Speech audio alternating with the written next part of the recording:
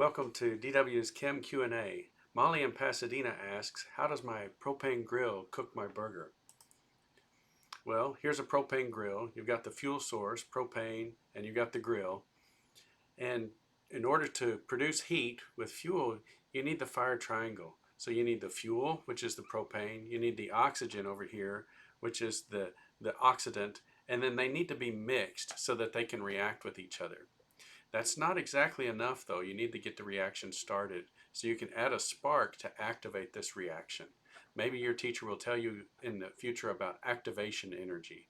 It's a thing that's needed to get a spontaneous reaction going. And propane is a very useful fuel. That and gasoline are very portable. And so that's why we've built our society around these portable chemical fuels.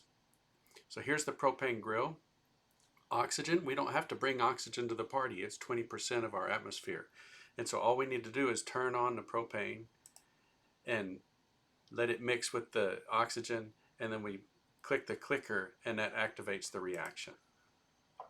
We turn on the propane, it's mixing, we click it, and then the fire is activated and it runs through this whole area. That's great.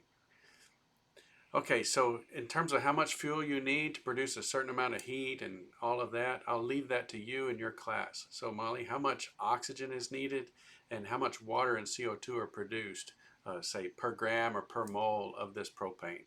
That's a great exercise for you to dig into the math behind chemistry, which we call stoichiometry. Thanks for this question. You can see all of my contact information down here. Find me on YouTube and my socials. Like, share, subscribe. You know the drill. Talk to you later.